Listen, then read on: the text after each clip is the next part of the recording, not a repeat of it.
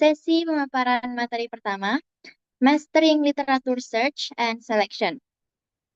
Sebelum itu, izinkan saya untuk membacakan CV pemateri kita pada pagi hari ini. Baik, pemateri kita pada pagi hari ini, beliau pernah menangkan berbagai prestasi, di antaranya pernah menjadi second place Hasanuddin Scientific Fair 2022, lalu pernah menggapai first place public poster First Care Fighting Against Breast Cancer pada tahun 2021. Beliau juga pernah meraih kemenangan pada berbagai poster, di antaranya Indonesian Phytoconstituents as Potential Purinoceptor Antagonist, Targeting a Novel Pathway in Hypertension Through an In Silico Approach pada tahun 2026, dan juga Microbiota-Based Interventions in Pediatric Asthma, a Network Meta-Analysis of Probiotic, Symbiotic, and Postbiotic Therapies. Selain itu, beliau juga pernah melakukan publikasi, di antaranya Diagnostic Performance of Electrical Cardiometry, ICON, Parameters in Predicting Fluid Responsiveness in Critically Ill Pediatric Patients pada November tahun 2025. Baik, kami persilahkan kepada Dr. Wanda Rizky Zakia Soliha sebagai tutor coaching dari Aptus Research. Kepada Dr. Wanda, kami persilahkan. Oke, halo, selamat pagi teman-teman MSCIA. Oke, aku izin share screen ya. Selamat pagi, dokter. Hmm, Oke, thank you ya tadi udah dikenalin. Mungkin aku mau perkenalan diri lagi. Aku Dr. Wanda, guys. Jadi aku sekarang ini adalah tutor di Auctus Research. Dan mungkin kesibukanku sekarang juga aku lagi nunggu internship ya. Jadi sambil nunggu internship aku juga magang sebagai asisten penelitian di Pediatric Intensive Care Unit di RSCM. Oke, nah ini cukup keren ya. Mungkin aku intermezzo dikit. Ini cukup keren dan aku layak mengapresiasi panitia sekalian karena dulu aku tuh baru melek penelitian tuh literally waktu koas. Dan ini acaranya untuk preklinik kan. Jadi aku tadi lihat banyak yang angkatan baru-baru juga, anak-anak 2025, 2024 gitu-gitu. Itu sangat keren banget karena aku dulu baru menerjuni dunia research itu waktu koas. Jadi dulu tuh kayak nggak ada, aku belum menemukan sih kayak webinar semacam ini yang bisa membuatku melek dengan research. Sedangkan dunia kedokteran tuh terus berkembang ya. Jadi kayak penyakit tuh bisa tiba-tiba ada aja. Kayak kemarin mungkin ada hantavirus, terus COVID-19. Penyakit baru tuh selalu ada. Dan ketika ada penyakit baru, pasti research tuh akan dilakukan. Untuk apa? Untuk mencari tahu etiologinya, terus untuk mencari tahu epidemiologinya. Gak sekedar itu, mereka juga mencari tahu apa sih cara untuk mendiagnosis penyakit ini, terus obat untuk um, menyembuhkan penyakit itu. Jadi kayak banyak banget pasti research yang akan dilakukan selanjutnya gitu. Per tahun aja kalau teman-teman lihat di database PubMed atau di mana gitu, research tuh bisa sampai jutaan. Jadi kayak riset tuh terus berkembang gitu loh di dunia kedokteran. Dan ini tuh penting banget karena nanti teman-teman juga akan skripsi, terus waktu koas juga akan banyak ilmiah. Dan gak cuman itu, seleksi masuk spesialis itu salah satu poin plusnya tuh juga ada pengalaman research. Systematic review itu juga salah satunya. Terus waktu PPDS itu juga ternyata ada banyak banget tugas-tugas yang mengharuskan PPDS itu membuat systematic review gitu di beberapa departemen. Jadi kayak insya Allah ini akan cukup bermanfaat buat teman-teman. Jadi bisa dicatat ya untuk materinya. Aku juga apresiasi banget buat para panitia nih terutama. Oke, aku langsung aja masuk ke materinya. Jadi hari ini aku diminta oleh panitia MSCIA untuk membuat materi tentang mastering literature search and selection. Jadi nanti kita akan berbicara tentang gimana sih cara mencari research gap, mencari ide nih terutama sampai bisa bikin systematic review gitu. Jadi nanti kita akan membicarakan itu selama 60 menit ke depan. Oke, kira-kira ini nih roadmap materinya. Ada 4 hal utama yang bakal kita bahas. Yang pertama mulai dari idenya, terus yang kedua dari strategi pencarian literaturnya, lalu dari screening sampai bikin prisma, dan juga sampai bikin systematic review. Cukup penting ya, jadi bisa dicatat teman-teman sekalian nanti. Kalau misalnya ada yang mau ditanyakan, nanti kita bahas di sesi Q&A. Oke. Nah, sebelum aku masuk ke 4 materi utama tadi, mungkin di sini aku akan sedikit intermezzo lagi nih terkait dengan systematic review itu apa sebenarnya. Karena aku takutnya ada beberapa teman-teman yang mungkin masih kurang familiar nih sama istilah sysref, meta-analisis, atau narrative review gitu-gitu. Jadi aku intermezzo sedikit aja. Nah, jadi kalau teman-teman udah masuk ke blok metodologi ya mungkin atau udah skripsian, mungkin teman-teman pernah melihat Prisma Evidence Based Medicine ini. Jadi kalau misalnya kita lihat di sini itu yang paling di atas itu berarti dia hierarkinya itu tertinggi. Hierarki tertinggi itu maksudnya adalah dia itu yang paling evidence dan paling bagus untuk dijadikan rujukan gitu. Dan ternyata yang paling tinggi itu systematic review, guys. Karena emang systematic review itu secara definisi dia itu mensintesis temuan-temuan original research yang sudah ada gitu. Jadi misalnya gini kalau teman-teman pengen tahu gambarannya. Misalnya nih penelitian original itu tuh kayak penelitian yang ada di suatu center. Misalnya di RSSA ada penelitian A gitu. Populasinya RSSA doang. Terus nanti di RSCM ada penelitian A juga, tapi populasinya orang-orang RSCM. Terus mungkin di Sutomo, di tempat lain juga ada penelitian yang sama, tapi dia itu populasinya tuh cuma di sana aja. Nah, systematic review itu fungsinya tuh merangkum semua penelitian itu. Jadi semua penelitian, temuan penelitian A di sana, sana dan segala macamnya tuh dirangkum. Akhirnya mereka bisa menyimpulkan tentang penyakit A atau penelitian A ini tuh sebenarnya apa sih gitu. Jadi makanya dia itu adalah evidence based medicine yang tertinggi karena dia itu merangkum semua original research. Kayak gitu. Mungkin itu ya intermezzonya. Jadi aku harap nanti ke depannya ketika aku ngomongin systematic review, teman-teman udah paham nih apa itu systematic review. Oke, kita langsung masuk aja ke materi yang pertama. Jadi kita akan membicarakan gimana caranya mencari ide sampai teman-teman tuh dapat menemukan research question. Nah, aku juga senang kemarin waktu di TOR, teman-teman MSCI itu minta untuk ngebahas cara mencari ide. Karena kenyataannya sendiri, guys, dari 80 dari 100 klien yang ada di Autus, itu tuh susah banget memulai research karena susah menemukan ide. Ini tuh bukti nyatanya banget. Jadi emang yang paling susah dalam tahap research itu adalah mencari idenya. Makanya aku seneng banget karena kita ngebahas tentang ide nih. Jadi aku harap siapa tahu nih teman-teman setelah selesai materi ini tiba-tiba muncul ide terus kayak oke aku akan melakukan research saat ini juga gitu. Itu keren sih kalau kayak gitu. Ya. Jadi bisa dicatat gimana sih cara menemukan idenya. Kita lanjut aja ke materi selanjutnya itu tentang framework.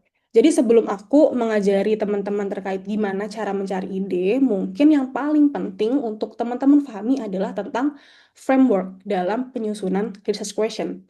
Gitu. Jadi mungkin teman-teman pernah mendengar ya apa itu PICO, PO, PIRD. Di sini aku akan sedikit merangkum lagi supaya teman-teman ingat.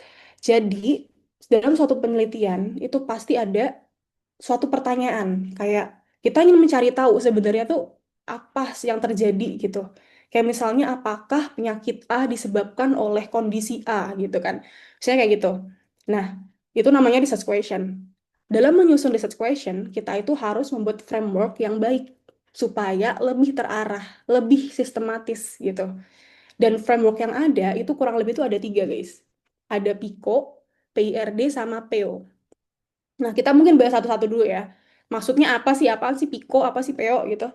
Nah, yang pertama terkait Pico nih. Jadi Pico ini itu digunakan pada jenis-jenis research yang dia itu ingin mencari tahu tentang intervensi atau terapi atau medikasi atau segala macam terapi lah. Gak cuma medikasi, pokoknya segala macam yang sifatnya itu intervensi gitu. Nah, kapan dia dipakai? Jadi dia tuh dipakai ketika kita ingin mencari tahu efektivitasnya dari terapi itu. Komponennya itu PICO, P untuk populasi, I untuk intervention, C untuk comparison, dan O untuk outcome-nya. Gitu. Aku coba pakai annotate biar lebih jelas ya. Nah, yang paling penting itu komponen adalah di interventionnya. Kayak gitu. Jadi misalnya nih, misalnya biar teman-teman lebih tergambar, kita coba untuk mencari atau mengimplementasikan ke suatu pertanyaan. Misalnya nih, ada suatu pertanyaan yang muncul dari seorang peneliti. Apakah olahraga rutin itu bisa menurunkan tekanan darah pada pasien yang hipertensi dibandingkan mereka yang nggak olahraga gitu. Nah, dari sini sebenarnya kita udah tahu pikonya apa. Populasinya udah jelas ya di sini pasien hipertensi. Intervensinya apa sih? Yang ditanyakan sama peneliti tadi itu adalah olahraga rutinnya, guys. Gitu. Dan dia itu dibandingkan sama pasien-pasien hipertensi yang nggak olahraga. Dan yang diukur itu adalah penurunan tekanan darah. Nah, itu ya, Piko tuh kayak gitu. Dia tuh menilai intervensi. Intervensinya tadi adalah olahraga. Jadi nggak harus terapi ya, tapi kayak semacam kondisi atau intervensi-intervensi yang pola hidup sehat itu juga termasuk intervensi gitu. Itu yang kita pakai kalau misalnya kita pakai framework Pico. Selanjutnya, framework yang kedua itu adalah PIRD. PIRD ini dia itu dipakai kalau kita ingin mencari tahu atau ingin membuat research yang dia itu membahas tentang diagnostic tools. Jadi untuk alat-alat diagnosis gitu. Jadi komponennya sendiri P-nya masih sama nih, masih populasi. Tapi yang beda di sini adalah IRD-nya. I-nya itu dia tentang index test.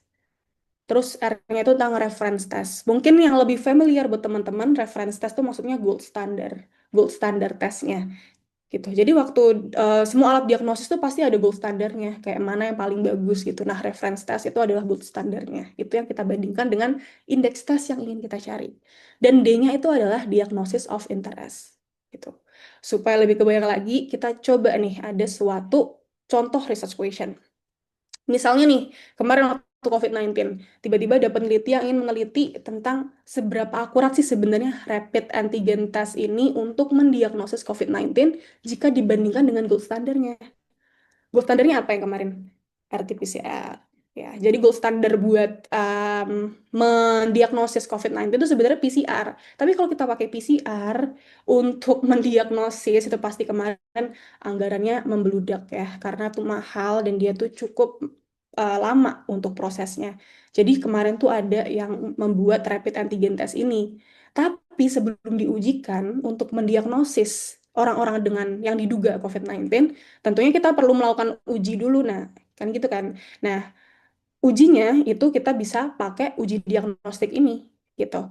Jadi, kita ingin mencari tahu apakah rapid antigen test ini itu layak untuk dipakai ke teman-teman yang suspek COVID-19 gitu. Jadi untuk susunan Pico-nya sendiri berarti dia populasinya adalah pasien yang suspek COVID-19. Terus habis itu intervensinya sendiri adalah rapid antigen test. Oh, maksudnya indeks tesnya ya. Indeks tes yang ingin kita cari tahu itu adalah rapid antigen test. Gold standarnya itu RT-PCR. Dan goalsnya kita ingin mendiagnosis apakah benar pasien yang suspek COVID-19 itu ternyata COVID-19. Gitu. Itu PIRD ya. Ini nggak cuma rapid antigen test, ada banyak banget gitu. Entah teman-teman pengen menilai CT scan, eh, CXR, X-ray gitu, atau MRI gitu, itu juga bisa. Jadi nggak cuma pada populasi ini adalah contohnya aja PIRD-nya. Terus yang terakhir, framework yang terakhir itu adalah PEO. Jadi bedanya di sini dia hampir sama banget guys sama Pico, cuman dia tuh nggak ada comparisonnya. Jadi dia tuh cuman ngebahas tentang exposure doang. Nah, kapan sih kita pakai framework yang PEO ini? Itu tuh terutama ketika kita ingin menilai faktor resiko atau prognostik. Jadi cuma hal itu aja yang ingin kita nilai. Kalau misalnya cuma itu yang ingin kita nilai, jadi kita bisa pakai framework PEO ini gitu.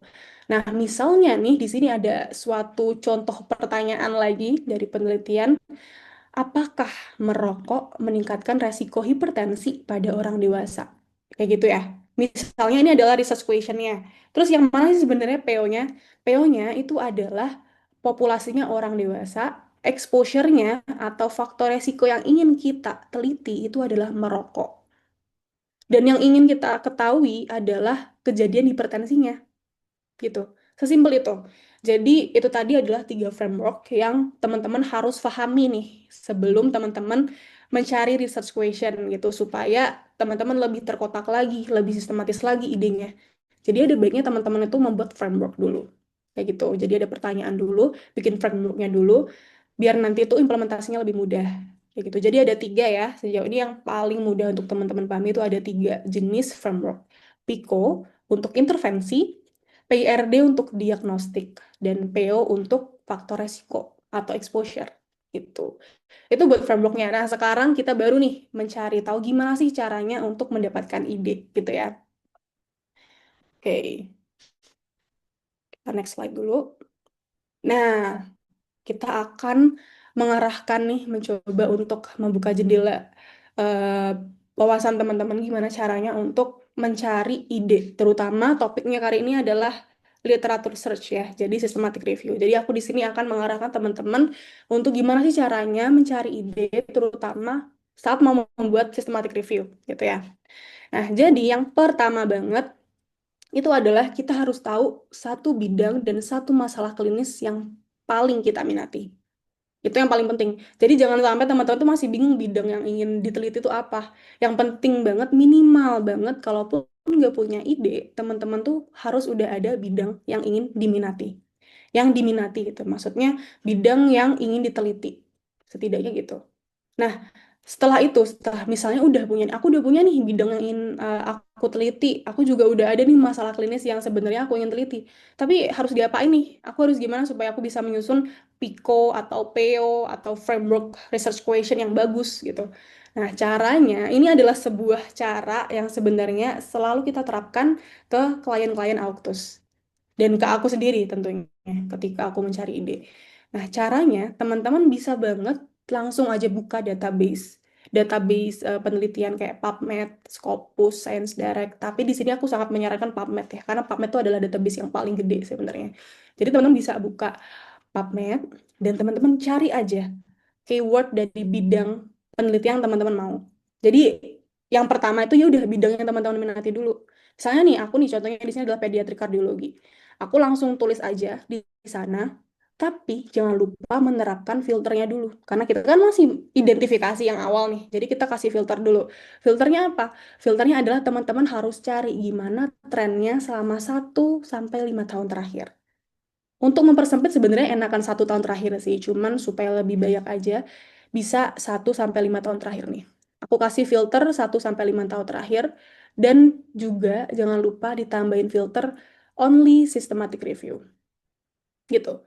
Jadi saat pertama kali teman-teman punya bidang yang diminati, teman-teman punya masalah klinis yang diminati, teman-teman langsung search aja ya di PubMed dan cari tahu bagaimana tren penelitian selama 5 tahun terakhir. Nah, setelah sudah nih kan di sini akhirnya ternyata terdapat 500 banget nih. Ada banyak banget systematic review yang bisa aku baca, tapi kayak apakah semuanya harus aku baca satu-satu? Tentu saja enggak, guys. Jadi teman-teman cuma ambil aja yang memang menarik menurut teman-teman gitu. Jadi kalau misalnya teman-teman udah melakukan ini tadi, kita langsung aja ke next step. Jadi next stepnya adalah kita akan menelusuri systematic review-nya tadi yang ada di bidang yang udah teman-teman cari. Tapi nggak harus semuanya. Bisa yang paling menarik aja. Misalnya nih, teman-teman tertarik ada sekitar 10 sisref yang kayaknya kok menarik banget nih kalau dibahas di tahun ini. Trennya kayaknya bagus. Nah, bisa teman-teman analisis dari 10 sisref itu. Kayak gitu. Nah, analisisnya gimana nih? Nah, sekarang aku mau ngejelasin gimana cara analisis research gap dari suatu systematic review. Misalnya gini, di sana udah ada systematic review yang yang menarik nih. Misalnya di tahun 2025 udah ada systematic review yang menarik. Misalnya adalah yang aku screenshotin ini. Jadi dia judulnya itu adalah Impact of Parental Narcissistic Personality Disorder atau NPD on Parent-Child Relationships Quality and Child Well-being. A systematic review. Nah, ini kan cukup menarik ya. Kayak dia tuh meneliti em, gimana sih orang tua yang NPD itu impactnya ke anak-anak. Nah, menarik banget nih kayaknya. Aku pengen nih bikin sesref yang kayak gini juga. Nah, gimana ya? Tapi kan udah ada nih sesrefnya. Apakah em, nggak bisa dilanjutin? Wah, jangan jangan takut dulu guys. Kalau misalnya udah ada ide yang bagus dan kalian pengen pakai ide itu, kalian jangan langsung kayak aduh nggak bisa dilanjutin nih gitu. Jangan langsung kayak gitu. Kalian bisa mencari research gap-nya. Jadi kita harus mencari celahnya. Nah, ini yang biasanya masih belum diketahui sama orang-orang gimana cara mencari research gap-nya. Misalnya nih dari judul ini tadi, kita coba cek komponennya. Jadi dia itu frameworknya pakai PEO guys. Jadi populasinya itu adalah anak dengan orang tua ber-NPD, exposure-nya itu orang tua yang punya NPD, Narcissistic Personality Disorder. Dan outcome yang diteliti dari SISREF itu adalah parent-child relationships quality and child well-being-nya. Jadi outcome-nya ada dua ini. Nah, dari sini apakah teman-teman udah mulai kebayang nih kayak research gap-nya? Bagian PO mana sih yang bisa buat dimodifikasi gitu? Nah, Kalau misalnya teman-teman punya pikiran yang sama kayak aku, ya aku ingin mengubah exposure-nya. Karena NPD udah ada, mungkin aku cari personality disorder yang lain ya. Karena orang tua, mungkin ada orang tua lain yang personality disorder gak cuma narsistik, mungkin ada yang lain. Misalnya apa nih? Misalnya mungkin borderline BPD, kalau teman-teman udah tahu ya BPD itu apa, borderline personality disorder, atau mungkin apa antisosial, atau jangan-jangan ada psikopat gitu-gitu. Itu kan juga termasuk exposure yang berbeda. Nah, di sini tuh kayak akhirnya muncul ide kan, setelah teman-teman lihat Sister F ini tadi, ada exposure yang ternyata tuh bisa diganti gitu, bisa disubstitusi ke disease yang lain, ke exposure yang lain gitu. Nah, di sini aku kepikiran untuk mencari tahu tentang bipolar. Gimana ya kalau orang-orang tua bipolar itu punya anak? Apakah itu berpengaruh nih sama outcome pada anaknya, terutama pada parent-child relationships dan juga child well-being-nya. Nah, jadi next slide. Nah, di sini aku akhirnya mencari terkait dengan bipolarnya. Jadi aku selanjutnya setelah aku tadi menemukan research gap-nya, aku akan mencari original research-nya yang dia itu menarik dan dia itu belum tercover systematic review apapun gitu. Gimana sih cara mencari yang menarik? Ya, teman-teman coba untuk berpikir aja dulu gitu. Apa sih yang menarik, yang kira-kiranya menarik? Nah, misalnya ya tadi bisa borderline personality disorder atau apapun personality disorder yang lain. Kalau di sini contoh yang aku kasih itu adalah si bipolar disorder ya guys ya. Nah, di sini aku akhirnya mencari original research-nya. Original research itu adalah penelitian yang dia itu bukan suatu sintesis penelitian atau systematic review ya. Jadi itu dia benar-benar meneliti populasi langsung gitu. Nah, di sini aku nemu yang prospective cohort study. Ini bisa dilihat di metodenya. Coba teman-teman cari apakah dia itu termasuk experimental study atau dia itu termasuk analytic study kayak gitu-gitu. Jadi teman-teman bisa lihat di bagian metodenya. Nah, setelah nemu, aku nggak cukup berhenti di situ aja. Nih, aku nemu nih original research-nya. Oke, berarti ini bisa aku masukin nih ke sisrefku. Nah, nggak sekedar gitu, guys. Dari original research itu, teman-teman coba scroll ke bawah ya. Kalau teman-teman pakai PubMed, scroll ke bawah. Dan teman-teman harus mendapatkan site by dan juga similar artikelnya gitu. Jadi yang kita cek itu adalah site by sama similar artikelnya ya. Nah, dari site by ini teman-teman harus mencari tahu apakah dia artikel ini tuh udah disitasi sama sebuah systematic review. Nah, sayangnya kalau dia ini udah ada nih. Nah, dia udah ada ternyata udah disintesis sama systematic review, udah disitasi di sana. Berarti kayaknya nggak bisa deh gitu. Tapi tetap bisa mencari celahnya. Jangan lupa, kita tetap bisa mencari research gap-nya. Terus setelah mencari tahu apakah dia udah di site by sama systematic review, kita juga harus cari tahu similar artikelnya. Jadi kita lihat aja, di sini kan ada banyak similar artikelnya, yang artikel yang kira-kira tuh meneliti hal yang kurang lebih sama. Nah, di sini teman-teman bisa mencari case studies-nya yang kayak untuk mendalami nih terkait sebenarnya topik ini itu sejauh mana sih diteliti gitu. Misalnya teman-teman ingin memodifikasi lagi framework ide teman-teman gitu. Itu bisa dari similar artikel ini gitu. Atau teman-teman kalau udah kayak login sama original research ini, udah kayak aku pengen banget pakai framework ini, teman-teman bisa cari juga apakah si original research ini itu dia itu setidaknya ada tiga lah, supaya nanti bisa disintesis dalam systematic review atau narrative review, kayak gitu. Gitu ya. Jadi tadi teman-teman berangkat dari PubMed, mencari topik ide masalah klinis yang teman-teman minati, terus lanjut mencari systematic review yang menarik, lalu mencari research gap-nya sampai teman-teman dapat original research yang sekiranya teman-teman inginkan. Dan habis itu jangan lupa cek site by sama similar articles-nya gitu. Jadi itu adalah salah satu cara untuk mencari ide. Nah, ini biasanya ini sangat efektif ya dari dari semua klien-klien yang ada di tutor yang ada di Autos Research itu kurang lebih mereka dapat ide itu juga kayak gini caranya. Gitu. Terus setelah itu apa yang harus dilakukan nih setelah dapat ide? Nah, setelah dapat ide, teman-teman harus menilai ide dari teman-teman itu pakai kriteria yang namanya Finer gitu. Apa sih Finder ini? Jadi Finder itu terdiri dari 5 komponen, guys. Yang pertama itu adalah visible, lalu interesting, novel, ethical, dan juga relevan. Sebenarnya yang paling penting banget untuk menyusun systematic review itu adalah tiga terdepan ini. fin ya, visible, interesting, dan juga novelnya. Karena etik mah kalau kita ngomongin tentang systematic review nggak terlalu perlu ya. Tapi kalau teman-teman mau original research ini perlu banget untuk dipertanyakan apakah dia enak etiknya untuk dicari ini gitu. Nah, kita bahas dulu nih terkait per komponennya.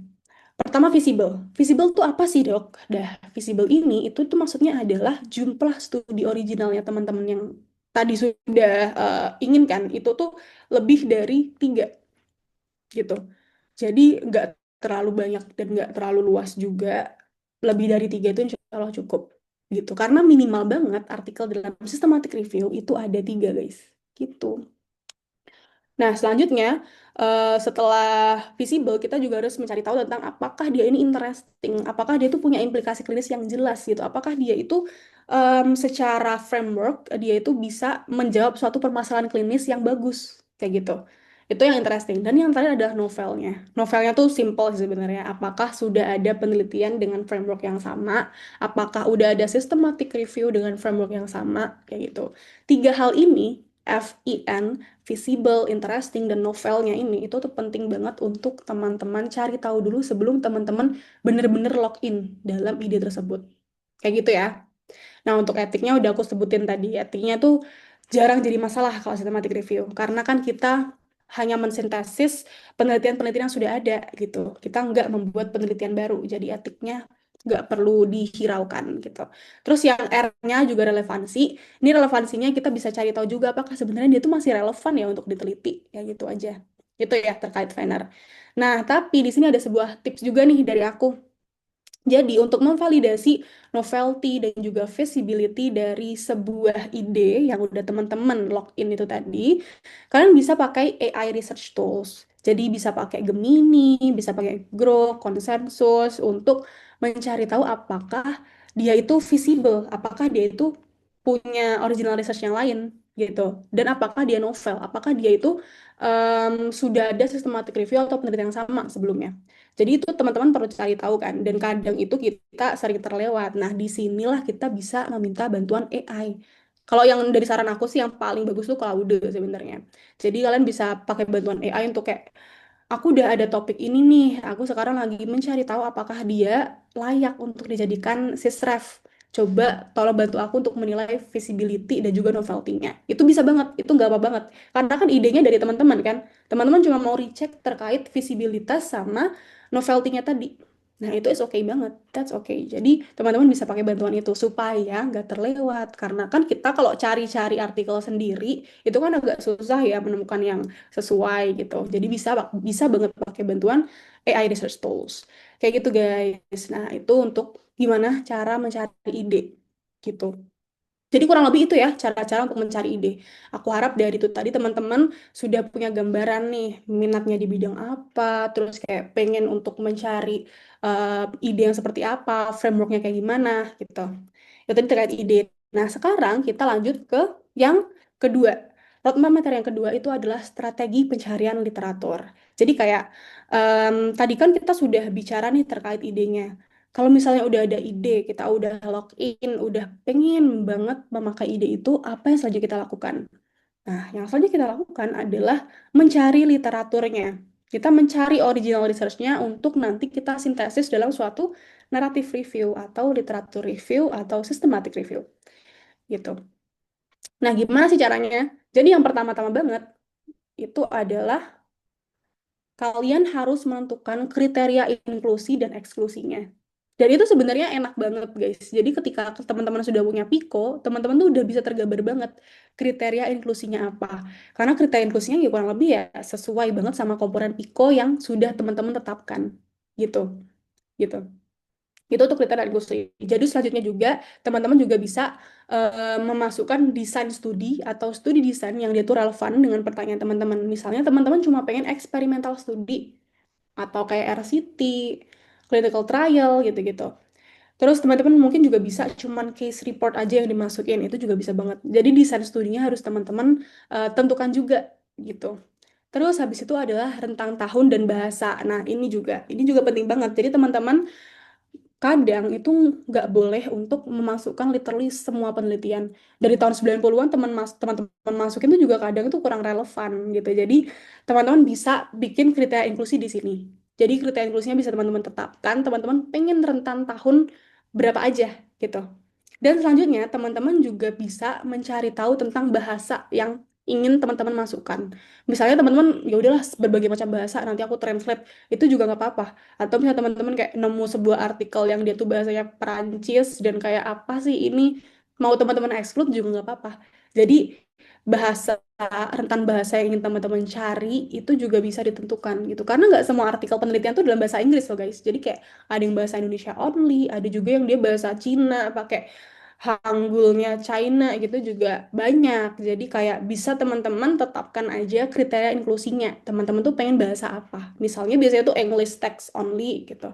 Kayak gitu. Dan yang terakhir untuk kriteria inklusi yang aku sarankan itu adalah full textnya tuh bisa diakses. Karena kan banyak banget jurnal yang berbayar ya, daripada teman-teman bingung mencari cara untuk membayar jurnal, mending teman-teman ambil aja, inklusi aja, artikel-artikel yang dia tuh bisa diakses. Kayak gitu. Nah, selanjutnya untuk kriteria eksklusinya itu sebenarnya enak banget. Pokoknya yang bukan sesuai komponen pikonya aja. Sebenarnya ya udah kayak gitu. Atau selanjutnya itu adalah duplikat-duplikatnya yang ada di database. Kayak gitu. Misalnya dari suatu penelitian itu ternyata tuh ada di dua database gitu. Nah, itu kan berarti ada duplikasi nih. Ini bisa teman-teman exclude aja. Jadi teman-teman ambil satu aja. Karena kan kurang lebih sama kan.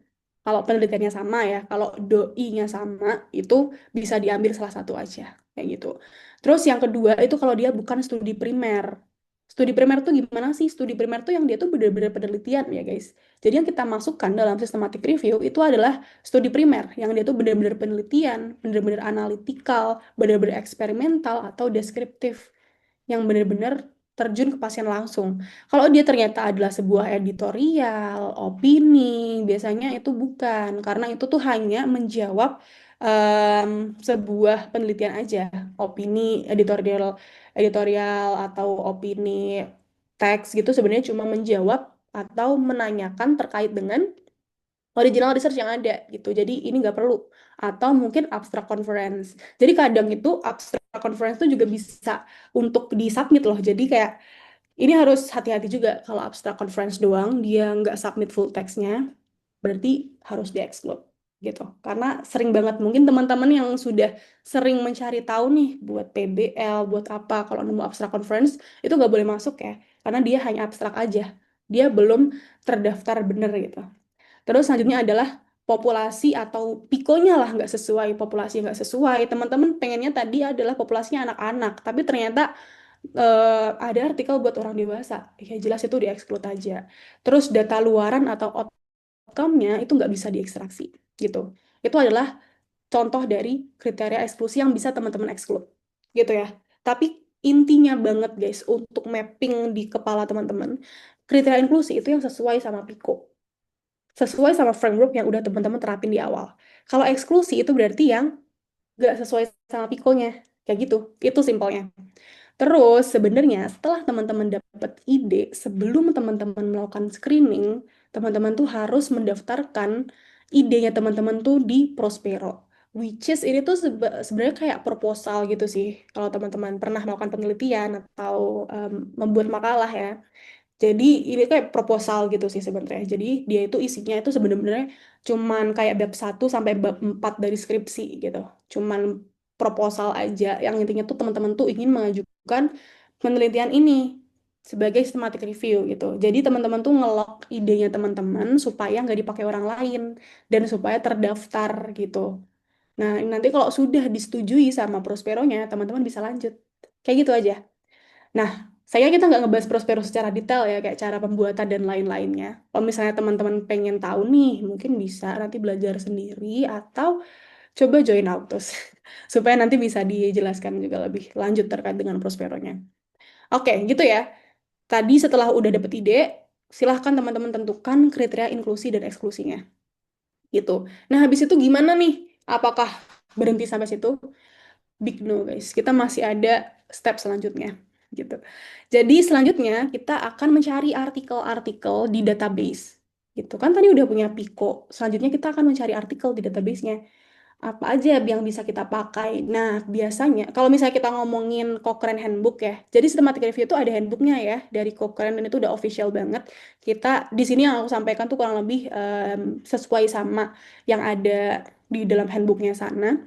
Nah, kalau dari Cochrane Handbook, database yang wajib untuk dipakai itu minimal dua ya guys, dan satu database tambahan ini. Aku ada keterangan di sini. Jadi minimal banget mungkin PubMed sama Scopus dan satu database tambahan. Jadi nggak bisa teman-teman cuma nyari dari satu database PubMed doang tuh nggak bisa gitu. Tadi kan aku cuma nyontoin PubMed, tapi teman-teman tuh harusnya juga mencari di Science Direct atau di mana gitu, di tempat yang lain. Itu setelah punya ide ya guys. Kalau misalnya masih untuk mencari ide, teman-teman bisa pakai satu database aja. Tapi kalau teman-teman udah mulai di tahap screening, teman-teman harus minimal dua database lah gitu ya. Nah, database-nya apa aja sih sebenarnya bisa kita pakai? Nah, database itu juga nggak semuanya bisa kita pakai nih ternyata. Di sini aku rangkumkan kira-kira apa yang bisa teman-teman pakai. Yang pertama, database utamanya. Yang utama banget, yang wajib banget, dan kayak jangan di-skip lah kalau bisa. Itu adalah PubMed, Medline, Scopus, dan Science Direct. Ini pilihan aja ya. Minimal ambil dua lah guys dari sini. Dan kalau aku sih biasanya paling enak adalah PubMed sama Science Direct ya. Karena kalau Scopus tuh aksesnya susah, Medline juga kurang enak user interface-nya. Jadi aku bisa pakai PubMed sama Science Direct. Nah, minimal dua lah dari database utama itu udah cukup banget insya Allah. Gitu. Nah, selanjutnya juga ada database besar tambahan yang bisa teman-teman pakai. Ada Cochrane, ada EuroPMC, ada Embase, ada Web of Science, ada banyak banget. Tapi ini adalah salah satu contoh database besarnya ya. Dan selain itu juga ada database sampingan atau pelengkapnya. Kayak Taylor and Francis, Wiley, ProQuest, Epistemonikos, gitu. Itu adalah database tambahan ya yang kayak cuma pelengkap doang gitu. Nah, kalau Google Scholar nih mungkin teman-teman udah familiar banget. Apalagi PK2 Maba kemarin kan kita agak disuruh untuk mencari artikel gitu kan. Nah, ini teman-teman em, bisa pakai Google Scholar tapi untuk pelengkap aja ya. Jangan sampai jadi database utama gitu. Database utamanya tetap ini tadi, PubMed, Science Direct gitu. Karena Google Scholar tuh kurang bagus filtrasi ininya, filtrasi jenis researchnya. Jadi kayak kadang tuh random banget bisa masuk ke sana. Jadi kayak Cochrane nggak terlalu me- menyarankan untuk memakai Google Scholar gitu. Terus ada tambahan lagi tuh Clinical Trial Gov. Ini tuh adalah dia tuh semacam database yang berisi protokol-protokol penelitian gitu. Jadi semua penelitian eksperimental yang sifatnya tuh eksperimen itu pasti akan mendaftarkan diri dulu di clinical trial ini guys. Jadi teman-teman bisa lihat juga di sana original research yang baru terdaftar apa aja nih. Siapa tahu di sana sudah ada original research yang sudah selesai. Karena biasanya jarak pendaftaran studi eksperimen sampai dia jadi penelitian yang bisa dipublish itu kayak sekitar rata-rata 5 tahunan guys. Jadi nggak secepat itu. Bikin suatu eksperimen studi itu lama gitu. Kalau bikin sisraf tuh cuma gak sampai setahun, gak sampai sebulan bahkan bisa. Tapi kalau original riset itu kan lama banget ya. Dia harus etik dulu, terus harus nyesuaiin ini dulu, panitianya dan segala macamnya, senternya apa aja. Nah, biasanya emang lama dan di clinical trial gov itu biasanya itu bisa teman-teman pakai kalau teman-teman itu ingin memilih yang studi desainnya specifically adalah yang clinical trial. Kayak gitu-gitu. Jadi teman bisa cari di sini apakah ada ya clinical trial yang kurang lebih sama nih kayak Pico yang aku mau kayak gitu. Jadi ini database tambahan aja ya, cuma kayak pelengkap aja. Yang penting yang aku kasih highlight kuning ini gitu. Itu untuk pencarian artikel di database. Oke, kita lanjut ke next slide lagi. Nah, setelah udah di database nih, apa yang akan kita lakukan? Yang teman-teman lakukan adalah mencari sebanyak-banyaknya artikel, nggak sebanyak-banyaknya sih, sespesifik-spesifiknya artikel dengan keyword atau Boolean operators. Mungkin teman-teman udah pernah dengar ya, Boolean operators atau apa gitu. Kayaknya dulu di blog Metop di UB tuh ada deh kayaknya tentang ini. Nah, Boolean operators itu apa sih? Jadi, Boolean operators itu adalah sebuah operator yang dipakai untuk dia menspesifikkan literally menspesifikkan mencari artikel sesuai dengan framework yang teman-teman inginkan gitu. Jadi apa aja operatornya? Ada tiga sih kurang lebih. Ada and, or, sama not. Dan dia tuh punya fungsi yang berbeda-beda guys. Kalau kita pakai and, itu fungsinya dia tuh untuk mempersempit. Jadi semua istilah yang dia itu dihubungkan dengan kata and itu harus muncul. gitu. Itu untuk N. Kalau OR dia itu untuk memperluas malahan. Kalau N kan mempersempit. Kalau OR tuh untuk memperluas. Jadi dia itu menulis sinonim-sinonimnya. Jadi misalnya hipertensi sinonimnya adalah tekanan darah tinggi gitu itu dikoneksikan dengan boolean operators yang OR kayak gitu. Nah, itu untuk OR. Kalau not ini tuh fungsinya malah berbeda banget dari yang lainnya. Dia mengecualikan. Jadi dia harus digunakan secara hati-hati dong, karena dia itu mengecualikan gitu. Jangan sampai Pico yang kita inginkan itu jadi terkecualikan gitu. Jadi harus hati-hati banget. Nah, itu teman-teman udah tahu nih skala boolean operatornya ada and, or, sama not, ya kan? Terus gimana sih caranya untuk menerapkannya di database gitu kan? Pertanyaan pasti itu. Nah, jadi selain dari boolean operators tadi, teman-teman tuh juga bisa menyusun kata kunci dari tiap komponen Pico dengan berbagai jenis hal. Kayak yang pertama, teman-teman bisa pakai mesh atau tiap atau apapun itu yang dia itu sesuai banget sama database-nya. Kalau PubMed kita mau pakai mesh ya. Kalau Science Direct beda lagi guys. Jadi emang setiap database tuh punya ciri khasnya masing-masing. Dan kebetulan kalau teman-teman ingin mencari tahu tentang itu, kita punya modulnya. Aku tuh punya modulnya. Oke, promosi lagi. Selanjutnya, selain itu juga teman-teman bisa pakai tanda kutip. Jadi setiap frasa itu benar-benar harus dikunci sama tanda kutip gitu. Dan yang terakhir adalah truncation atau dia tuh tanda apa ya tuh? Tanda bintang ya. Tanda bintang untuk memperluas sinonim. Jadi misalnya teman-teman tuh pengen pediatri nih. Pediatri ya teman-teman coba pediatri kasih truncation. Pasti nanti nggak cuma pediatrik doang yang muncul, tapi sinonimnya juga. Mungkin child atau pediatri pakai pakai Y atau apalah itu pokoknya yang sifatnya tuh sinonim dari kata-kata yang udah teman-teman truncationin gitu. Nah, udah tahu nih komponen-komponennya, boolean operatorsnya, terus gimana cara menerapkannya? Nah, di sini aku ada contoh search string yang bisa teman-teman coba pahami ya, yang istilahnya dia benar-benar menguji frameworknya supaya teman-teman tuh nanti bisa mencoba untuk menerapkan search stringnya di database-nya, di PubMed ini contohnya ya. Aku contohnya pakai PubMed. Nah, di sini ada aku pakai Boolean operators N. Di sini N-nya ada berapa nih? Ada tiga ya. Satu, dua, tiga. Which is dia fungsinya untuk mempersempit, guys. Jadi, N ini biasanya aku pakai untuk memisahkan populasi, intervensi, comparison, dan outcome. Karena semua istilah dari framework itu harus aku munculkan. Aku pengen dia memunculkan semua istilah framework itu. Gitu. Jadi, di sini kalau teman-teman perhatiin, dari sini tuh populasinya tuh yang paling atas nih, hipertensi. Jadi aku pengen masukin populasi hipertensi, terus aku pengen masukin intervensinya adalah exercise atau olahraga, comparisonnya adalah no exercise, dan outcome-nya adalah blood pressure-nya atau tekanan darah tingginya yang ingin aku cari. Nah itu kan aku pisahin sama N. Kenapa? Karena aku ingin mempersempit semua istilah itu harus muncul gitu. Nah selain N di sini aku juga pakai OR. Aku pakai or untuk memperluas. Jadi di sini aku nggak sekedar nulis hipertensi and exercise and no exercise and blood pressure, nggak sekedar gitu. Aku juga masukin sinonimnya gitu kan. Nah di sini aku masukin sinonimnya ada hypertension, ada high blood pressure gitu, atau mungkin HT karena gini, nggak semua peneliti itu menuliskan kata-kata sesuai yang teman-teman inginkan. Jadi hipertensi yang kita pikirkan itu belum tentu peneliti lain itu menulis hipertensi di papernya gitu. Kayak gitu ya. Misalnya juga exercise itu dia ada sinonimnya lain seperti physical activity, exercise yang spesifik kayak aerobik gitu-gitu. Kalau no exercise mungkin dia usual care atau standard care gitu sebagai pembanding. Dan blood pressure itu bisa systolic blood pressure atau apa kan kita nggak tahu ya peneliti itu nulis apa di papernya kayak gitu. Nah, untuk selanjutnya di sini aku juga pakai not. Jadi aku juga mengecualikan sesuatu nih guys. Apa yang aku kecualikan yaitu studi yang dia itu meneliti animal atau mice atau rat atau apapun itu. Kayak gitu. Ini apa ya? Oke. Itu adalah contoh search string-nya. Jadi aku harap di sini teman-teman udah paham ya gimana caranya untuk membuat Boolean search atau search string untuk masuk ke dalam database. Gitu ya. Terus kita lanjut nih ke next slide.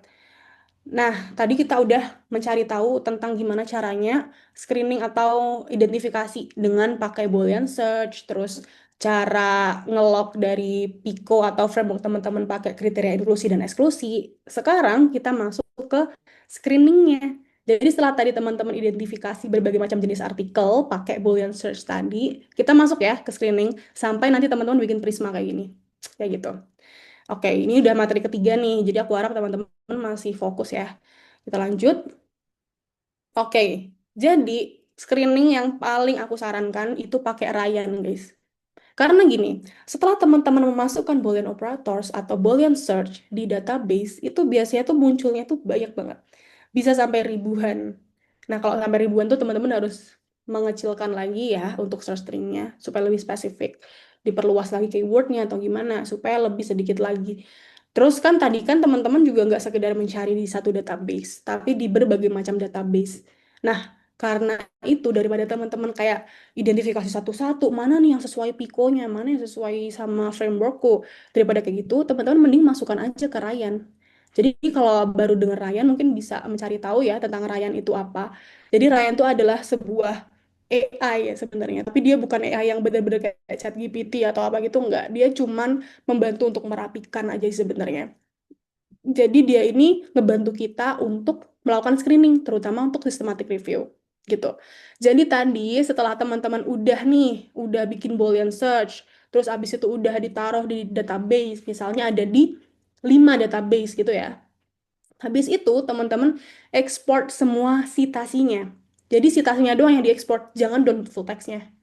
Cuma citasinya doang ya. Kalau full text mah capek teman-teman nanti. Jadi yang diekspor cuma citasinya aja per database dalam bentuk RIS atau formatnya EndNote atau BibTeX gitu untuk bisa diimport ke Ryan. Jadi nanti kita import nih, ini contoh importannya. Jadi di sini contohnya adalah dia itu ada 932 artikel dari sekian database yang akhirnya kita import ke Ryan. Nah, habis itu kita deteksi duplikatnya.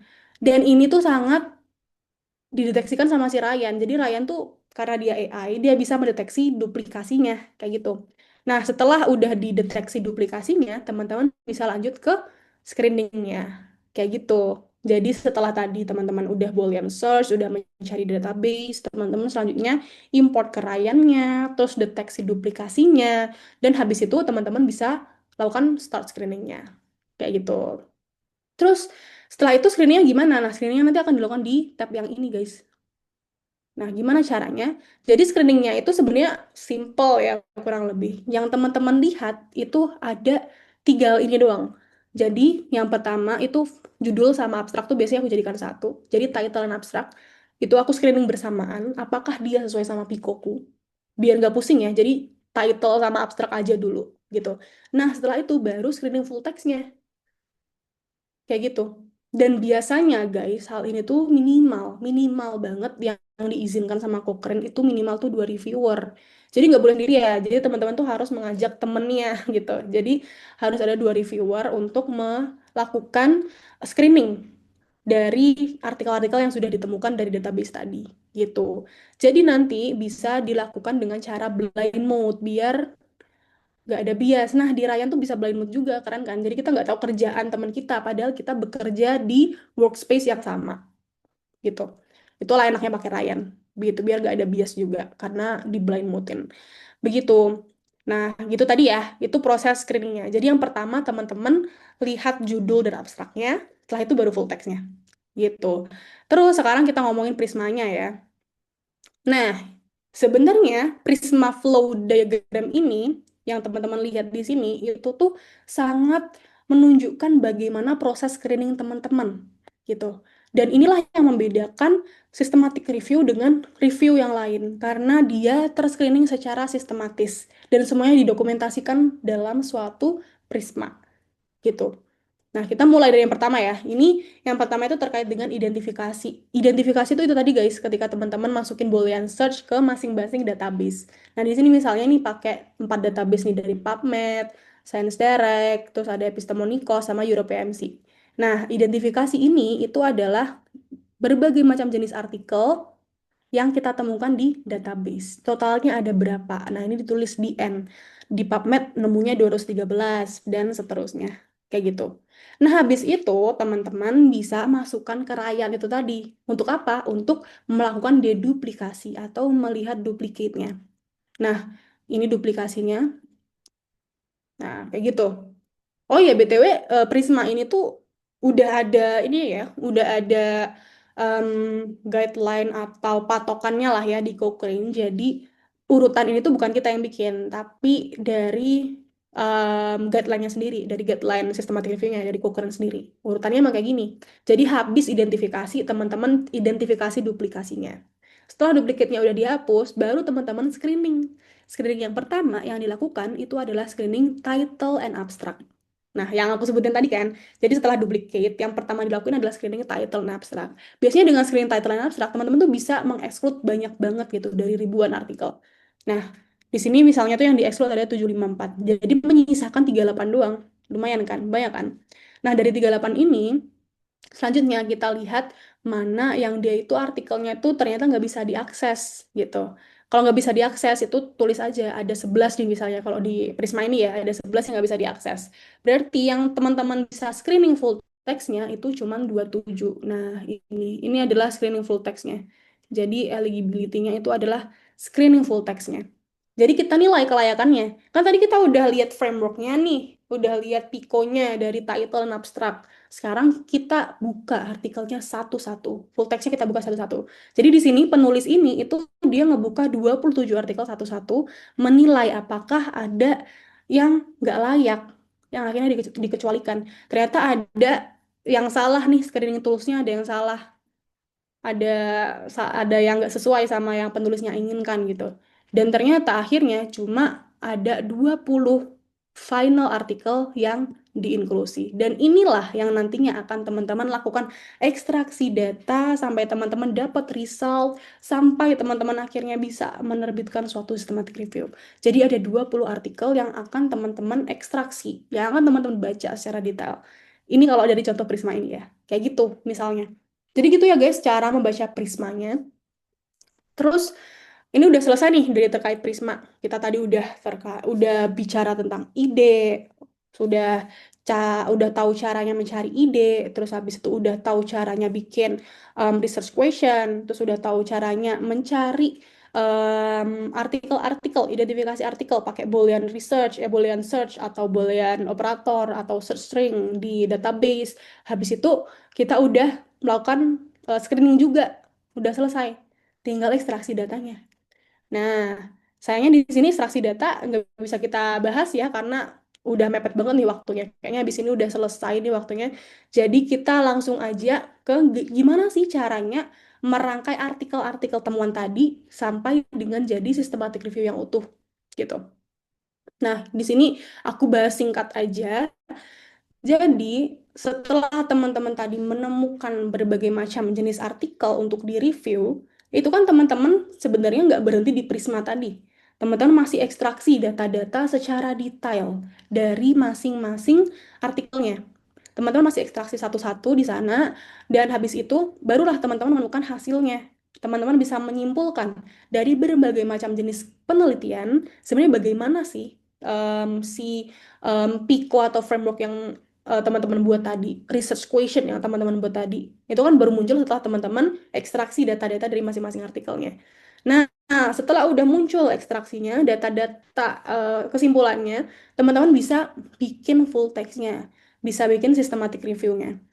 Nah, ini aku bahas secara singkat aja ya. Jadi, apa aja sih isinya systematic review?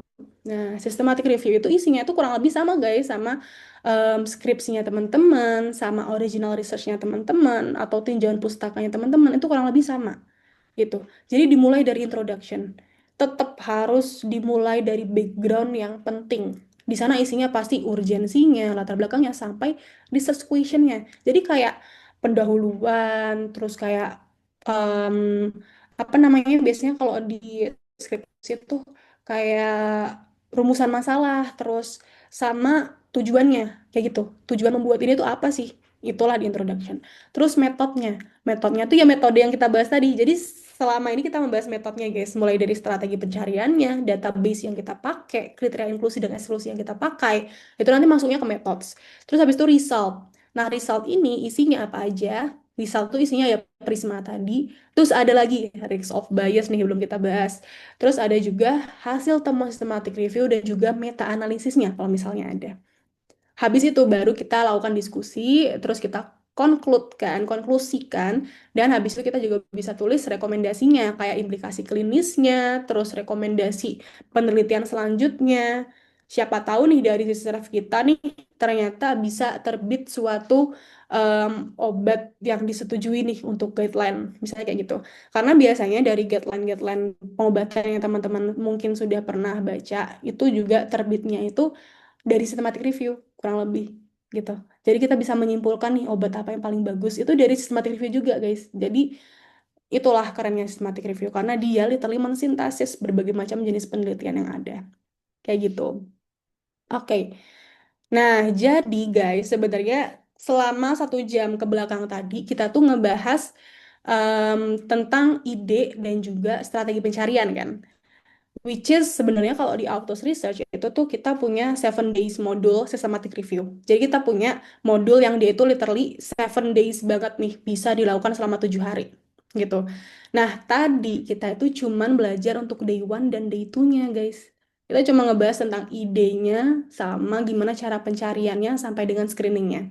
Sedangkan sebenarnya setelah bikin Prisma tadi, kita tuh harus melakukan ekstraksinya, ekstraksi analisis datanya, kayak gini nih misalnya. Ini kalau hasil analisis datanya itu kayak gini. Ini adalah forest plot ya. Jadi ini hasilnya nih. Ini bisa dilihat di sini ada berbagai macam penelitian. Ada 1, 2, 3, 4, 5, 6, 7, 8 nih. Dia menyimpulkan 8 penelitian menganalisisnya pakai forest plot. Kayak gitu. Ini gimana cara bacanya? Nah, sayangnya kita nggak bahas hari ini. Terus belum juga cara pakai RStudio. Habis itu juga yang aku sempat sebutin tadi terkait dengan ROB, publication bias, grade itu tadi belum aku sebutkan juga. Jadi kita masih ada step lainnya guys. Jadi setelah sampai Prisma tadi, teman-teman tuh masih ada ekstraksi data, menilai kualitas artikel teman-teman, menilai publication biasnya, kayak gitu-gitu. Selanjutnya di day 5 sama day 6 mulai menulis. Dan di Autos itu ada template-nya gitu. Enaknya gitu ada template-nya. Ada day 5 dan day 6 terkait dengan penulisan dari intro, discussion, conclusion, abstrak sampai dengan citasi kayak gitu. Dan day 7, day terakhirnya kita milih jurnal dan target submission-nya. Kayak gitu. Jadi kalau di Autos tuh ada 7 days modul lah ya namanya. Sedangkan hari ini nih keren banget kita udah belajar 2 nih. Dalam sehari kita belajar 2 hal loh. Lumayan lah ya, alhamdulillah ya. Semoga bisa bermanfaat buat teman-teman juga. Nah, selanjutnya teman-teman sangat bisa banget belajar mandiri. Boleh terkait dengan ekstraksi data atau ROB atau mungkin kalau misalnya MSCI ini mau ada acara lagi, mungkin bisa nih topik ini nih yang dibahas. Tapi kalau teman-teman pengen yang lebih komprehensif lagi, teman-teman bisa banget join Altus Research gitu ya. Jadi di sini aku sedikit promosi aja. Jadi oke, jadi di Auto Station tuh ada banyak tutor guys. Jadi teman-teman kok misalnya pengen private coaching itu ada banyak-banyak tutor. Jadi nggak cuma aku aja, ada juga teman-teman aku yang lain, dokter-dokter lain yang lebih hebat, lebih keren lagi, yang publikasinya banyak banget. Teman-teman bisa banget sama tutor-tutor berikut ini nih. Kalau misalnya teman-teman tertarik sama bidang tertentu atau apapun itu bisa banget sama beliau-beliau yang keren-keren ini. Dan saat ini peserta coaching kita itu sudah lebih dari 800 orang, 800 dokter. Ada yang PPDS, ada juga yang spesialis. Bahkan aku kemarin dapat spesialis anak, spesialis obgyn yang ternyata juga perlu untuk membuat systematic review, guys. Jadi emang saat ini tuh lagi masif banget ya tentang systematic review, tentang penelitian, tentang research gitu-gitu. Dan selanjutnya, di sini aku juga akan menawarkan berbagai macam jenis package yang ada di Sysref, yang ada di Autos Research maksudnya. Jadi ada 3 lah ya kurang lebih. Ada yang kalau teman-teman nih misalnya cuma butuh videonya aja, itu sudah lengkap ya video 7 hari tadi. Ada juga yang aku jelasin di sana, itu cuma 350.000 sebenarnya. Kalau komplitnya lagi, teman-teman juga dapat template menulisnya, Sysref idea boardnya, prom-prom AI-nya. Itu teman-teman tinggal nambah sekitar 100 ribuan lah, 500 ribu. Nah, kalau misalnya teman-teman pengen private coaching, itu tinggal nambah 400 ribu. Which is ini tuh lebih lebih komplit lagi ya guys. Ada one-on-one tutornya. Terus teman-teman bisa Zoom juga sama tutornya kalau bingung. Bisa dibimbing sampai bener-bener publikasi gitu. Dan khusus buat teman-teman juga itu ada sebuah diskon nih. Jadi di Autos cuma hari ini doang sampai jam 12 malam nanti ada diskon 20% dengan kode promonya Synapse 20. Ini bisa teman-teman screenshot ya. Siapa tahu nih mau daftar hari ini juga karena lastnya banget jam 12 malam nanti guys. Jadi lumayan lah ya karena diskonnya 20%. Dari yang tadi 350.000 tinggal 279 nih kalau cuma video doang. Yang komplit cuma 400.000. Dan bahkan tadi private coaching yang dia 900 ribuan tinggal segini, tinggal 700 ribuan aja. Jadi lumayan nih diskonnya hari ini. Gitu. Jadi insya Allah itu ya yang bisa aku sampaikan. Mungkin bisa nih kita melanjutkan silaturahmi kita di Autos Research atau di mana gitu. Kalau teman-teman ingin mendalami tentang systematic review lagi lebih dalam. Ya gitu, aku harap apa yang aku sampaikan tadi bisa bermanfaat untuk teman-teman. Semoga nanti teman-teman bisa lebih melek lagi terkait research. Sekarang mungkin aku balikan lagi ya ke moderator gitu. Terima kasih. Baik, terima kasih banyak kepada Dokter Wanda atas materinya tadi yang sangat-sangat keren dan juga informatif sekali nih Dokter. Nyata, menyusun systematic review secara sistematis itu sangat-sangat penting sekali ya teman-teman. Dari mulai menemukan research gap, merumuskan research question, terus melakukan pencarian dan seleksi literatur yang tepat, hingga juga menyusun manuskrip yang siap untuk dipublikasikan. Pada pagi hari ini tentunya teman-teman banyak sekali nih insight baru yang bisa diterapkan nantinya melalui materi hari ini. Baik, selanjutnya adalah sesi tanya jawab. Jika ada materi yang masih ingin diklarifikasi oleh teman-teman maupun mungkin ada pengalaman yang ingin didiskusikan, boleh banget nih teman-teman untuk mengajukan pertanyaan dan menggunakan fitur raise hand ya. Atau mungkin kalau misal teman-teman agak malu sedikit bisa menggunakan di kolom chat Zoom. Apakah dari teman-teman ingin bertanya kepada Dokter Wanda?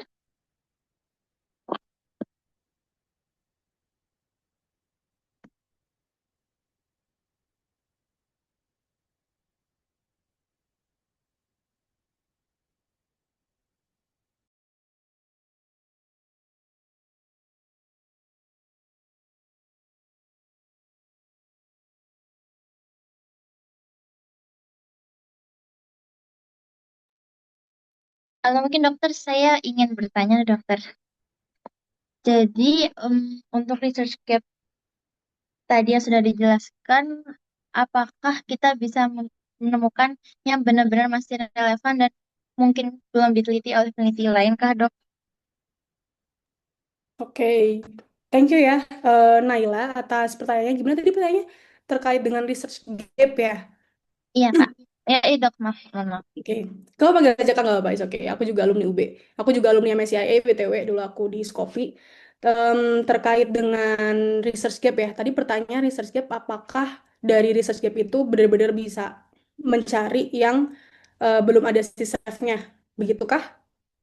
Oke, Betul dokter. Em, oke, bener banget. Jadi dari tadi kita udah membahas tentang research gap ya. Apakah kurang lebih akan bener-bener nggak ada nih sistref dengan pertanyaan yang kita mau? Sebenarnya kurang lebih itu sangat depends ya dengan pikonya teman-teman, dengan formnya teman-teman, kayak gitu. Jadi em, kalau misalnya kita udah punya ide dan ternyata udah ada sisrefnya, itu tadi aku arahkan teman-teman untuk mencari research gap-nya. Dan apabila ternyata setelah kita cari research gap-nya, itu ternyata ada lagi nih sisref yang sama dari em, research gap yang udah kita cari, itu teman-teman masih bisa mencari lagi. Jadi modifikasinya tuh nggak sekedar di satu tempat aja, nggak cuma di awal aja, bisa di selanjutnya juga gitu. Kalau misalnya ternyata tadi, misalnya yang tadi ya yang kita bahas itu kan tentang personality disorder. Misalnya ternyata setelah aku cari bipolar tuh ternyata udah ada sisrefnya. Gimana ya? Ya kita cari aja yang lain. Kita cari disorder yang lain, personality disorder yang mungkin BPD atau apa. Ternyata masih ada lagi. Kalau ternyata mentok semua personality disorder udah ada gimana ya dok? Nah itu nanti teman-teman bisa coba em, mengeksplorasi atau mencari gapnya. Gak cuma dari exposure-nya, gak cuma dari disease-nya. Bisa dari populasinya atau bisa dari outcome-nya juga. Misalnya outcome-nya nih teman-teman mau berbeda nih. Kalau tadi dia mencari tahu tentang parent-child relationship, coba teman-teman outcome-nya bisa di luaskan lagi, mungkin outcome jangka panjang. Siapa tahu ada nih penelitian original yang dia tuh meneliti outcome jangka panjang. Jangka panjang gimana? Jadi nggak cuma waktu anak-anak, tapi ketika udah dewasa.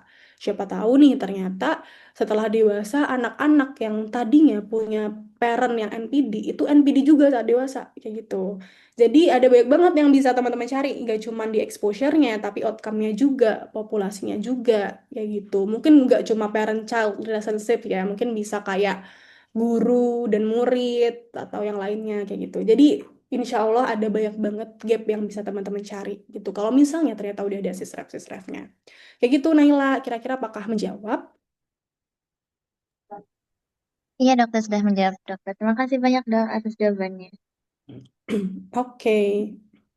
Mungkin ini ada peserta yang telah bertanya di kolom chat. Saya izin membacakan dari atas nama Raden. Dokter izin bertanya di luar pembahasan. Saya sedang belajar melakukan network meta-analysis, ingin bertanya mengenai proses coding di RStudio. Jika saya ingin mengerjakannya secara manual, bagaimana cara menulis skrip ataupun coding dari awal hingga analisis selesai? Apakah dokter memiliki saran yang biasanya digunakan agar proses analisis lebih mudah dan sistematis? Oke, keren banget Raden. Ini Raden udah dokter apa belum ya? Pertanyaan spesifik banget ya, aku suka banget. Karena ini udah masuk lebih advance lagi, guys. Mungkin ada yang belum tahu ya network meta analysis itu gimana. Jadi kan dari tadi kita ngomongin Pico tuh intervensi dan comparison, which is itu cuma dua variabel kan yang diteliti. Nah, kalau yang si network meta analysis itu dia banyak banget. Dia bisa meneliti 5 obat sekaligus. 6 obat, 10 obat, bahkan lebih gitu dibandingkan semuanya. Itu ya network tuh kayak gitu. Mungkin teman-teman yang belum tahu, itu agak intermezzo dikit. Oke, Raden, jadi sekarang aku mau menjawab ya, kira-kira em, dia lagi mencari tahu tentang proses codingnya. Oke. Iya, jadi emang toolsnya udah bener ya. Yang bisa dipakai untuk NMA itu cuma RStudio kebetulan. Dan emang ada codingannya. Kalau mau sebenarnya itu agak spesifik banget ya tentang per coding-codingan ini. Kalau dia ingin aku kasih saran, cara bikin script codingnya sampai selesai, sebenarnya itu agak pembahasan yang spesifik dan kayaknya agak lama kalau dibahas di sini. Nah, biasanya guys, biasanya ya, kalau kamu udah familiar nih sama coding, sama RStudio, RStudio kan biasanya coding ya. Kalau kamu udah familiar sama coding, kamu sebenarnya tinggal install package aja yang network dan segala macamnya, install dulu package-package network meta-analisisnya, habis itu bisa masukin codingan yang sesuai sama yang kamu inginkan gitu. Jadi skripnya itu kurang lebih ya sebenarnya simple sih skripnya network itu. Kalian buka library-nya. Kayak aku menjawab seolah-olah kamu udah agak tahu ya tentang meta analisis di RStudio.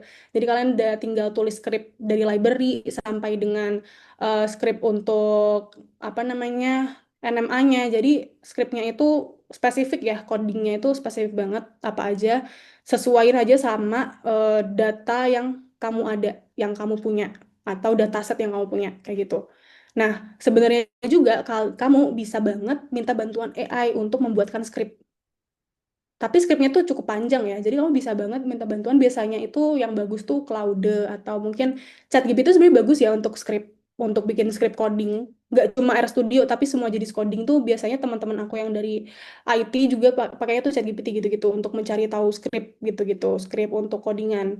Nah, tapi ini agak promosi lagi sih ya sayangnya. Tapi kalau kamu pengen saran untuk proses analisis yang lebih mudah nih, di kita, di Autos Research tuh ada sebuah script yang dia itu literally udah jadi dan nanti ketika kamu buka RStudio, literally kamu tinggal masukin aja datanya guys. Jadi kayak tinggal masukin data doang itu udah muncul semua hasilnya. Forest plot yang kamu inginkan dan segala macamnya itu udah muncul. Kayak gitu. Jadi kita udah bikinkan kayak script coding yang sangat sistematis, yang kayak sangat enak untuk teman-teman yang mungkin belum familiar dengan codingan gitu kan. Karena nggak semua orang yang pengen research pengen belajar coding juga kan pasti. Jadi kita ada gituan sebenarnya. Jadi kalau kamu tertarik nih bisa banget. Dengan kamu beli yang package yang kedua deh kayaknya yang complete package itu dia ada itunya, ada script per studionya itu kalau kamu mau.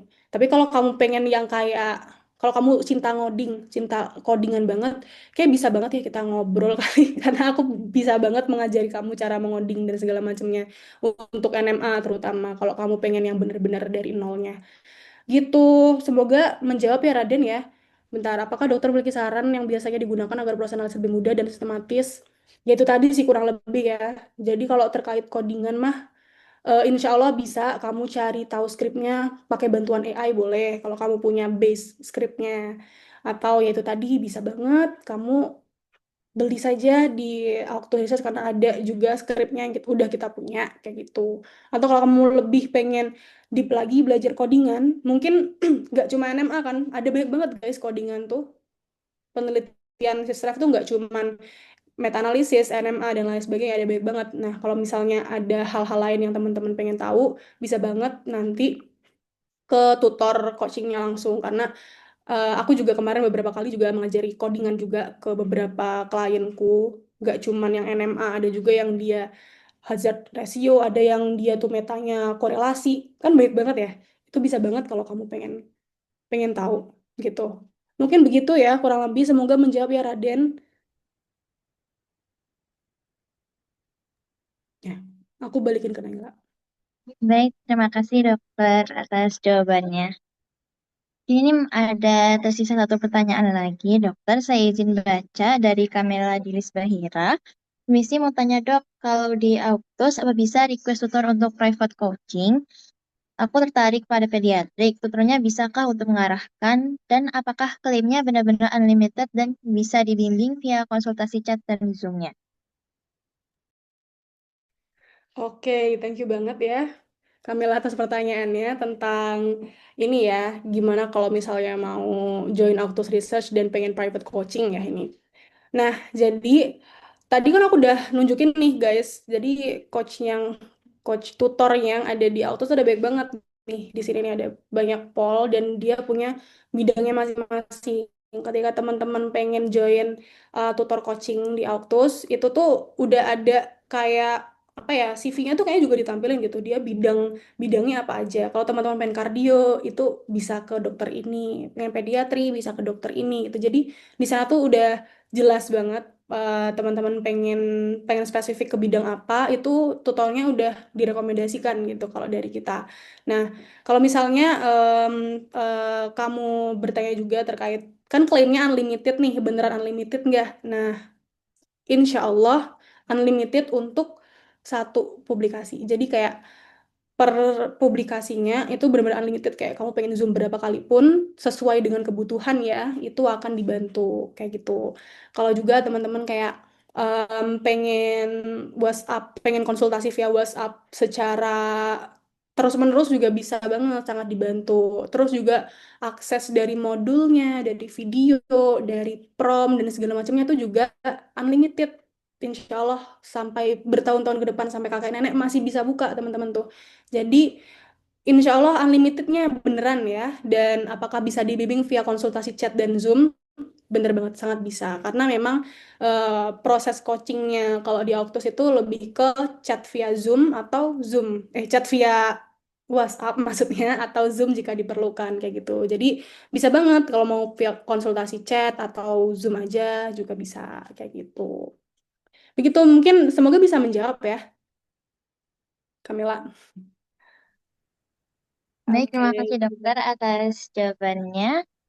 Baik teman-teman, jika masih ada yang ingin ditanyakan, mungkin bisa lewat kolom chat Zoom ya. Nantinya dari panitia akan menampung pertanyaan-pertanyaan tersebut dan akan kami tanyakan langsung kepada Dokter Wanda via chat. Baik, terima kasih Dokter Wanda atas pemaparan materinya hari ini yang luar biasa dan juga jawaban-jawabannya dari pertanyaan yang telah disampaikan. Selanjutnya, sebagai bentuk apresiasi, kami akan melaksanakan sesi penyerahan sertifikat kepada pemateri. Kepada panitia yang bertugas, dipersilahkan untuk menampilkan sertifikatnya. Kepada Dr. Wanda dan juga Seno, dipersilahkan untuk menyiapkan pose terbaiknya ya. Baik, dokumentasi akan saya pimpin dalam 3, 2, 1. Sekali lagi, 3, 2, 1. Baik. Kami ucapkan terima kasih yang sebesar-besarnya kepada Dr. Wanda atas waktu, ilmu, dan juga pengalaman yang telah dibagikan kepada seluruh peserta Scineps 2026 pada hari ini. Semoga ilmu yang dibagikan dapat bermanfaat bagi kita semua. Apabila Dr. Wanda memiliki agenda lain, dipersilahkan untuk meninggalkan Zoom meeting. Namun, kami akan sangat senang apabila Dr. Wanda berkenan untuk tetap bergabung hingga rangkaian acara selesai. Oke, thank you ya teman-teman MSCIE. Semoga acaranya lancar dan semoga bisa ngebuka wawasan ya, juga sebuah ini sebuah pemantik untuk research teman-teman peserta ke depannya gitu. Thank you banget ya. Aku izin leave karena habis ini aku harus lanjut bekerja. Thank you. Terima Assalamualaikum. kasih banyak, Dokter.